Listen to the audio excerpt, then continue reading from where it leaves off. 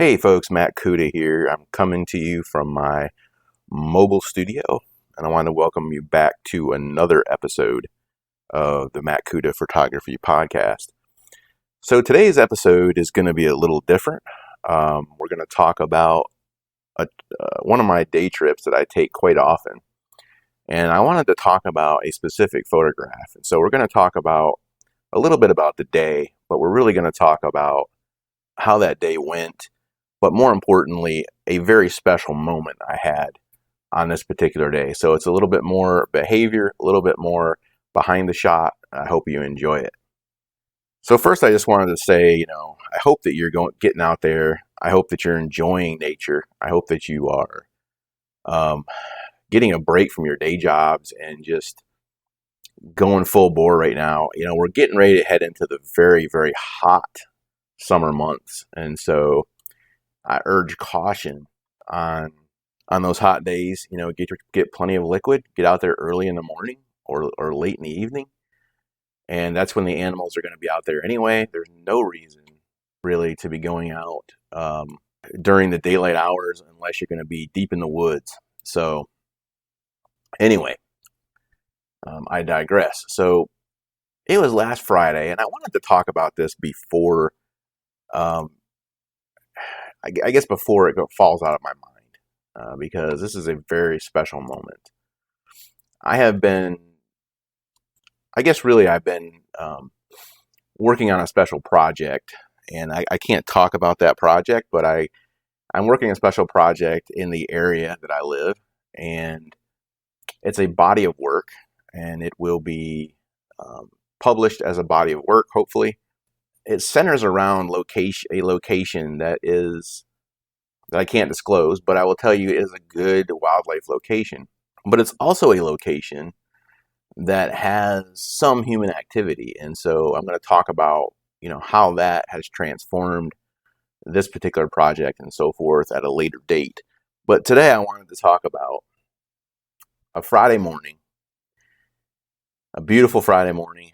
I'm up at 5:45. I make the drive. I'm on location by 6:30 in the morning.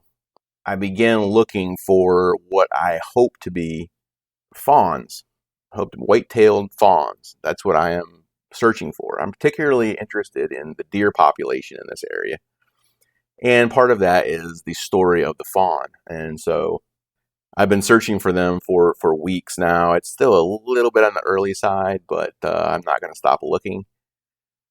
So I started out heading down some trails that are there, and I was able to photograph several not fawns, but several doe in the area, or does in the area, I should say. And just beautiful does this time of year with that beautiful light brown coloring, and it just really looks cool. So I'm heading down the trail after I photograph some does. I keep going. I make a turn onto a smaller trail that cuts through a very dense area, a very heavy canopied area in the forest. And that is when I see some movement in the tree, and it's a blur. It is a large bird flying from one tree to another, but it's such a dark area that I can't quite get a glimpse of it. Now, if you know anything about canopied areas like that, it's a good place for owls to hang out. And so I had my suspicions. I had my suspicions that I was dealing with an owl. What I will say about that is my first inclination was that this was a great horned owl, right? I mean, it seemed to fit the bill. It was, it was starting to get more into the daytime. It was 7, 8 o'clock in the morning. I'm thinking it's got to be a great horned owl, but I couldn't find it. I went back in as far as I wanted to go into the brush and briars and all of that. And, what I determined was that I could not see him anywhere. So I'm thinking to myself, well, I'm out here looking for white-tailed deer. Let's stick to the plan. Let's not try to, get sidetracked. And so I stuck to the plan. continue to walk. I think I ended up walking a good 3 miles down another trail and then another trail. I was able to photograph a doe or two more out in there that were feeding. And in this particular area, just to talk about the deer a little bit, in this particular area, the deer use what I call a forest highway system, and is in between two trails, and they will move up through that area to get to that trail. I mean, to get to their water sources, to get to their food sources, and so on. So I kept thinking about that owl, or what I thought was an owl, and I kept thinking, and I'm like, man, I really need to go see if I can find that owl again before I leave. It was getting late in the morning, and I'm thinking, let's head back. So I start heading back toward the vehicle. In the distance, I hear the unmistakable, who cooks for you call of the barred owl. And so now I'm thinking, okay, he's here. That was not a great horned owl. It was a barred owl. And so I continued to walk. I got within 100 yards of where he was calling from. And I texted my brother real quick. I said, I am on to a barred owl, and I've got him about 100 yards out right now. And I said, I'm going to try to locate him. And so I found the trail that I was on before. I figured that was a good starting place. I walked about maybe 20 yards into that trail. I said, you know what? It's past breeding season. I'm going to go ahead and I'm going to call him. So I gave the barred owl call, who cooks for you call, and he answered back. And so I said, let's just do it one more time. So I made the call one more time. And there in front of me, it was kind of surreal. I didn't see him. Out of the forest canopy drops this barred owl. I mean, I knew what it was. It was just literally about 30 yards in front of me, somewhere around there. And it just dropped. It might not even, it was closer than that probably. It was probably about 10 yards in front of me. It dropped down and just came right at me. Now, if you know anything about barred owls, or any owl, most owls for that matter, they have a facial disc that goes around their eyes. That's that distinctive face that we kind of fall in love with owls. Well, they use that as kind of like an echolocator. I mean, more like a parabolic dish, if you will.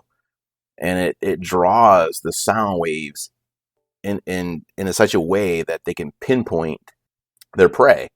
Well, in this case, he's thinking there's a barred owl, 10 yards in front of him. So he sees me, he's coming straight at me, and then he sees me, and he does a quick pull-up onto a branch right in front of me. And I mean, he is like 10 feet in front of me, just perched there, looking down at me, looking around, not a care in the world.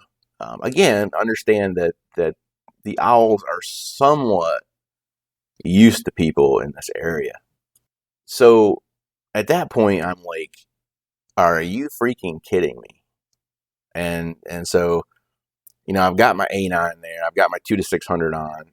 I quickly pick it up to my eyes. He doesn't fly. He's perfectly comfortable with me.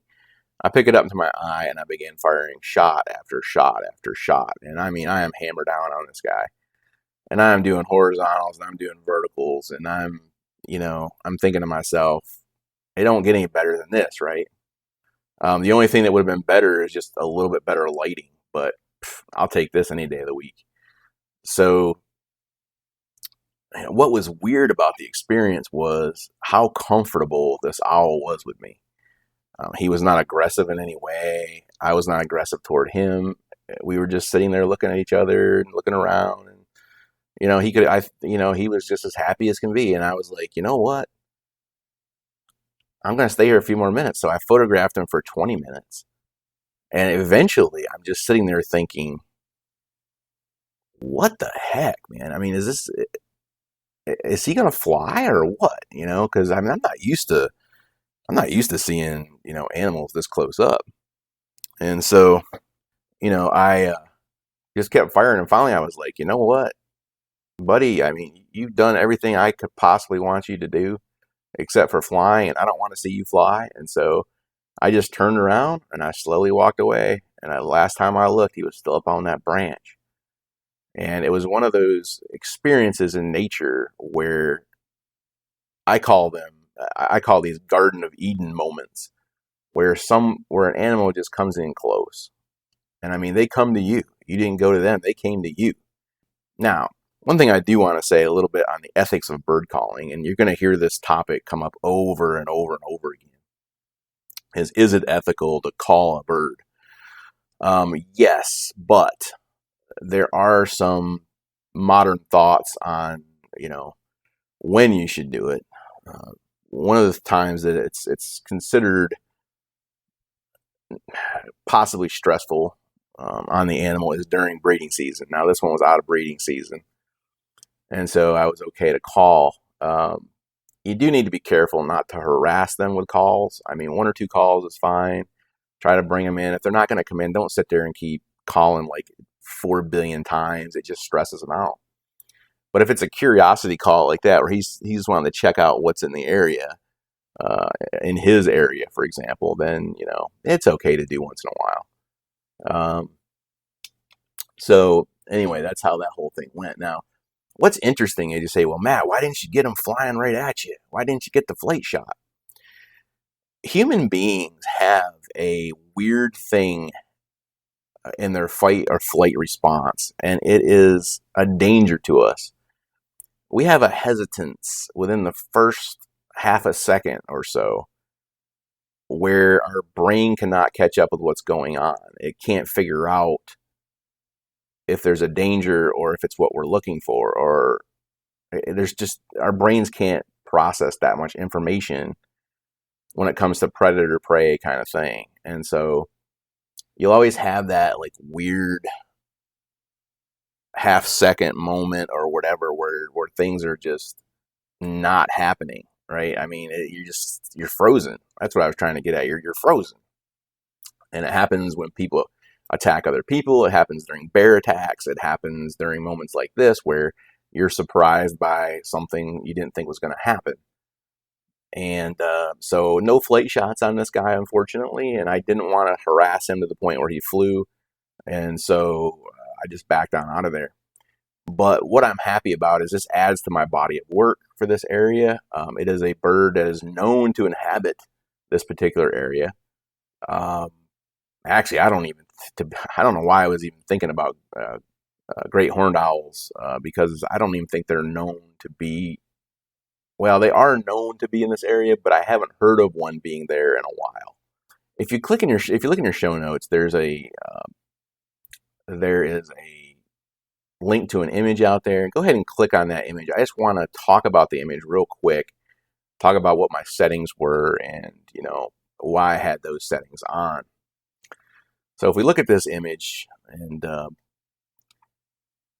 you'll note that it is in a heavily forested area. There's a big canopy.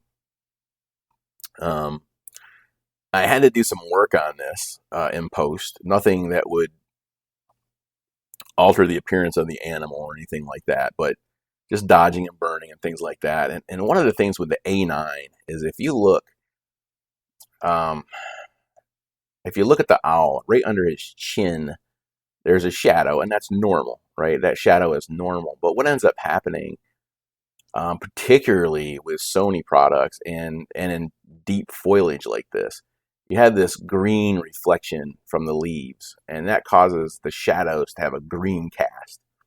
So one of the things I did here was I lightened that area up, I dodged that area, and I added magenta into that. I brushed using brush technique. I added the magenta into his neck area. I added magenta into his perch somewhat, not a lot, but just a little bit, just to get rid of the heavy greens. I lightened up.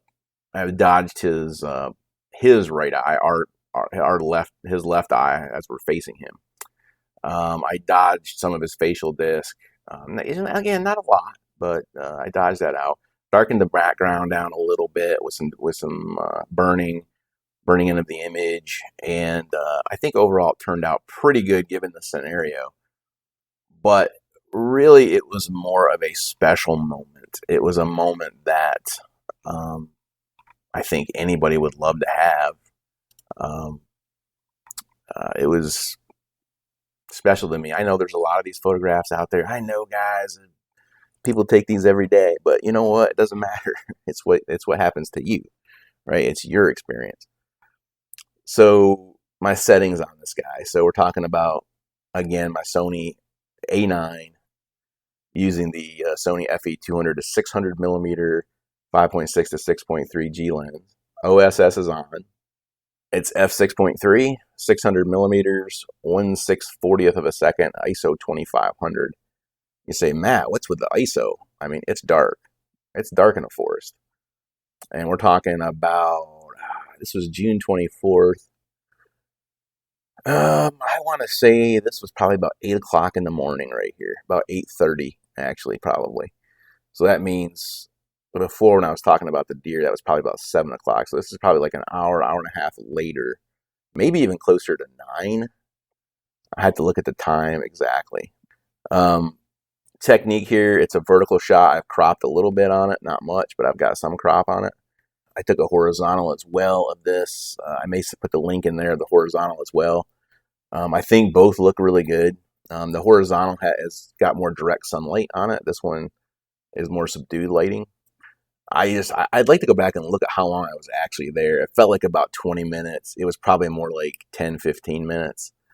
But it was just a great, great morning. Later on that day, and maybe we'll talk about this at another time, I had another amazing event happen that same day, and I'm not going to talk about that here, but we'll discuss that at a later time. So I wanted to get this podcast out because this is something that I really wanted to share. And tomorrow, hopefully, you'll get a story in your inbox if you've subscribed to my newsletter, which I highly suggest that you do. That's really the only way you get a lot of stories behind the shots. I post my images all the time on Facebook and so forth, but the behind the shots images, you're only going to get that really through sometimes on the podcast, but mostly through the newsletter. So that's really all I had for this one. It's kind of a short one this week, but a necessary one. I hope that you enjoyed it. I hope that you're getting out there again and just enjoying nature. I mean, just get out. I mean, there's stuff in your backyard. There's stuff down at the local park. There's stuff, I don't care where you are. If you're in New York City, look, New York City has one of the biggest populations of, I was just listening to this morning. It has one of the biggest populations of migratory birds coming through in the Central Park right there. They stop off. There's a lot of shorebirds. There's a lot of wading birds and stuff out, I guess on Long Island and so forth. I don't know exactly all the details. I'm not from New York City. But even if you're from there, there's things they have. San Diego. I mean, you hear stories about a lot of good shorebirds out there, a lot of really nice pelican shots I see coming out of there. There's just, if your excuse is I don't have a lot of wildlife in my area, that's just not true. I guarantee you that's not true. You have wildlife. So anyway, that's about all I had. Thanks for listening. Make it a great day and get out there and enjoy nature. Bye-bye.